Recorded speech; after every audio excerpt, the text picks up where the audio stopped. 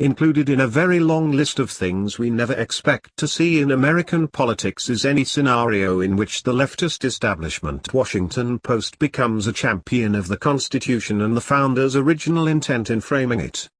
Yet that is precisely what we find in a March 17 article by Pepperdine University School of Law professor Derek Muller, in which we are exhorted to restore the Electoral College system to some semblance of its original form, to prevent Donald Trump, shown on right, from becoming president. The bipartisan political establishment, be it remembered, has been subverting the Electoral College system for decades, and in recent years, calls for its outright abolition have reached a fever pitch. In August 2013, Newsweek's Keith Wagstaff noted with approval that Rhode Island had just signed the National Interstate Popular Vote Compact, hastening the time when a majority of electoral votes will be guaranteed by state laws to go to the winner of the popular vote in those states. The aim of this project is the end of the Electoral College system, a goal polls show most Americans support, according to Newsweek. Only 1 year ago, Chris Walker, writing in the aptly named electoral.com, called for the abolition of the Electoral College, calling it an archaic system and ruing the fact that it had led to George W. Bush's victory over Al Gore in 2000, despite the latter's having won the popular vote tally. What a difference a year makes.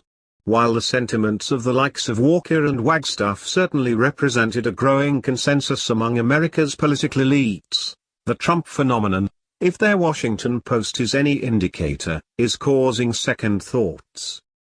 If they choose, state legislators can appoint presidential electors themselves this November, rather than leaving the matter of apportioning electoral college votes by popular vote, writes Muller, adding that via their chosen electors, legislatures could, then, elect any presidential candidate they prefer. And he's absolutely correct. According to the wording of the Constitution, the states are empowered to select the electors for the Electoral College in such manner as the legislature thereof may direct. In other words, how the electors are appointed and how they vote is a matter to be decided by the individual states. There is no constitutional requirement binding the electors to respect the popular will of voters in their states, either proportionally or as winner-take-all.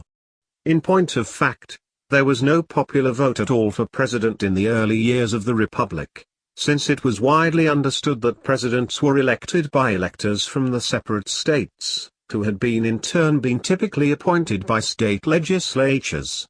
The founders were justifiably leery of populism and direct democracy, which is why they reserved the election of representatives for a biennial popular vote, but provided for an electoral college to elect the president and for state legislatures to appoint senators.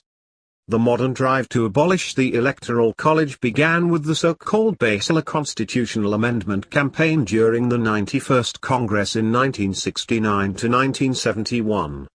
Exploiting popular anger at the disparity between the comparatively close popular presidential election between Richard Nixon, 43.5%, and Hubert Humphrey, 42.9%, and the Electoral College margin of victory for Nixon, 56% to 35.5%, Representative Emanuel Siller and Senator Birch Bayh, both Democrats, launched a congressional initiative to amend the Constitution to provide for the election of presidents by a similar majority popular vote. The measure received the support of President Nixon, but ultimately failed to win over enough lawmakers to make any progress. More recently, the Every Vote Counts proposal for a constitutional amendment was introduced by Representative Gene Green, Democrat Texas, in 2005 and 2009, while the aforementioned National Popular Vote Interstate Compact has so far attracted the support of 10 states and the District of Columbia, a total of 165 electoral votes. The Electoral College has long been an impediment to would-be demagogues who rely for their appeal on heat-of-the-moment rhetoric to stampede people into supporting measures that sober reflection would reveal to be harmful to liberty and the health of the body politic. The founders lived centuries before the appalling demagoguery of the 20th century gave rise to the likes of Hitler, Lenin, and Castro, but they had ample historical evidence from classical civilization of the dangers of allowing the mob too much power in determining political leadership. It was clever demagogues such as the Gracchi brothers, Sulla, Pompey, and Julius Caesar, who brought about the destruction of the Roman Republic, to hearty popular acclaim. For the most part, demagoguery in modern American history has been the province of the radical left, as embodied, for example, in Saul Alinsky's Rules for Radicals, and hence of keen interest to the Democratic Party, where most of America's leftists have made their home. The campaign against the Electoral College has found far more favor among Democrats than Republicans, until now. The Washington Post's sudden rehabilitation of the Electoral College arises not out of any genuine solicitude for our faltering constitutional system, of course. It's driven by terror, not entirely unfounded, among the elites of both parties that populist Donald Trump could win the presidential election. Writes Muller. Trump hasn't won yet. But it is increasingly likely that we will reach precisely the kind of scenario that the founders worried about. Divisive political discourse threatens to thrust a dangerous candidate into office who appears inclined to govern more like a monarch than a president. Opportunities remain for cooler heads to prevail in our presidential election. Again, his characterization of the founders' fears is right on target.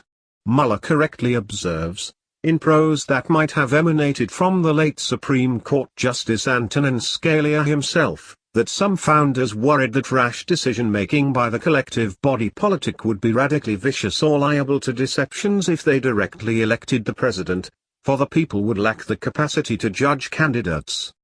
Precisely, which is why the founders included many checks in the original Constitution, including both the Electoral College and the appointment of senators by state legislatures, to counterbalance the pernicious potential of unchecked popular passions at the ballot box. It is sad only that it has taken the Trump campaign, whose populist fervor is matched only by the ferocity of its leaders' rhetoric and quixotic campaign promises, to rekindle enthusiasm for the Electoral College. Muller's article furnishes instances when state governments changed the rules regarding the selection and use of electors to suit their political ends. In 1876, for example, Colorado chose not to hold a popular election to determine electors, and allowed a legislature to do so. Muller speculates that they were motivated by fear that the people would vote for 3 Democratic electors and move to end Reconstruction in a closely contested election. In 1892, when Democrats took control of the Michigan state legislature, they changed the state's manner of choosing electors from the winner-take-all system that had favored Republicans to a district-by-district apportionment that all but guaranteed that some of the electors would be Democrats. When this action was challenged in the Supreme Court in McPherson v. Blacker, the court ruled in favor of the Michigan lawmakers, finding that the way in which electors were chosen was exclusively to be determined by the states under the Constitution. Following this unassailable legal logic, Muller argues that the 31 state legislatures controlled by Republicans could take back the power to appoint electors in 2016 and deny Trump the presidency no matter what happens in the popular vote. Should Trump launch a third-party run in response and no candidate, including Hillary Clinton, get the requisite 270 electoral votes to win the election outright, the power to choose the next president would devolve upon the House of Representatives, who presumably would choose Ted Cruz or some other candidate instead of Trump, while the Senate, also controlled by Republicans, would choose the vice president. Such has happened before, although not recently. In the election of 1824, John Quincy Adams was elected president by the House of Representatives over rivals Andrew Jackson and William H. Crawford. Jackson had received more electoral votes than Adams in the general election, but was unsuccessful in persuading a majority of representatives to support his candidacy.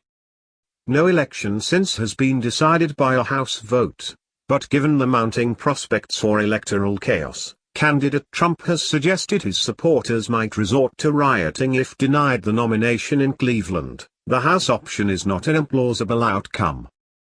and it would be perfectly constitutional and not necessarily constitute a violation of the popular will, as Muller points out. Clearly, Trump supporters and, potentially, anyone who sees this sort of procedural move as a dirty trick, would object to this as anti-democratic. But voters' preferences would still be reflected, albeit indirectly, in the decisions made by the state legislatures, whose members are elected by the people. And the existence of the Electoral College, no matter how electors are chosen, means that the people, technically, have already been indirectly selecting their presidents.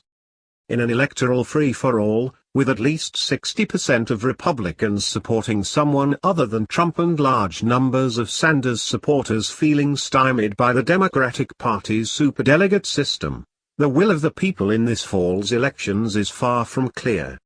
Perhaps recourse to an electoral constitutional backstop will end up deciding